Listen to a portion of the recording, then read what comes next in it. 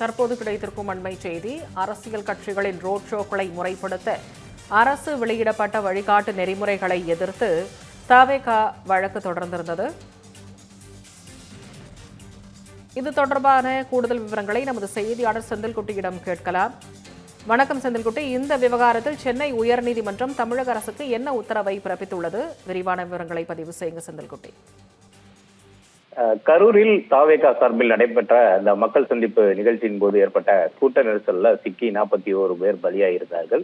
இதையடுத்து உயர்நீதிமன்ற உத்தரவின்படி அரசியல் கட்சிகள் ரோட் ஷோ நடத்துவதற்கான வழிகாட்டு நெறிமுறைகளை தமிழக அரசு வகுத்து கடந்த ஜனவரி 5ஆம் தேதி அதை அரசிதழிலும் வெளியிட்டிருந்தது.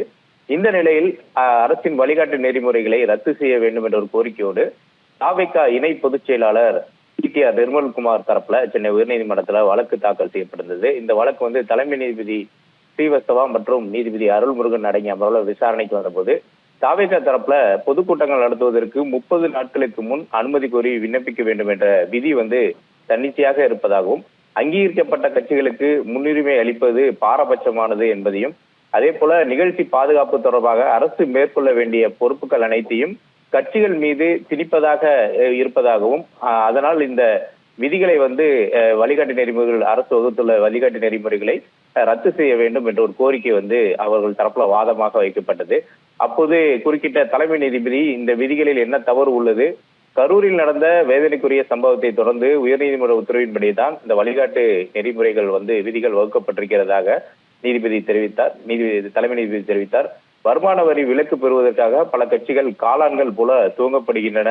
அவை தேர்தலில் போட்டியிடுவதில்லை. பல தேர்தலில் போட்டியிட்டு MP MLAக்களை பெற்ற நீண்ட வரலாறு கொண்ட கட்சிகளுக்கு முன்னுரிமை கொடுப்பதில் என்ன தவறு இருக்கிறது என்பதையும் தலைமை நீதிபதி அமர்வானது அப்போது கேள்வியாக எழுப்பினார்கள்.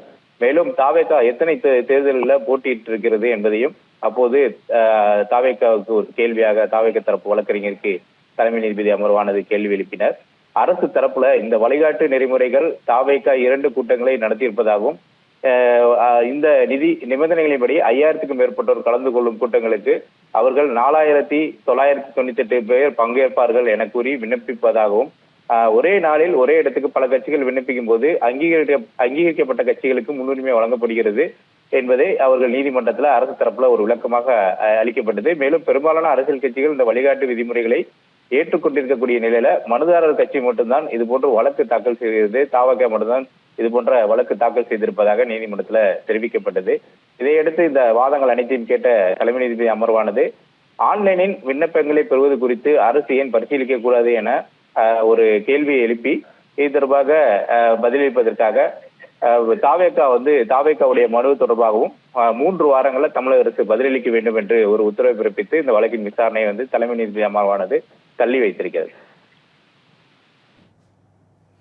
முழுமையான விவரங்களுக்கு நன்றி செந்தில்குட்டி.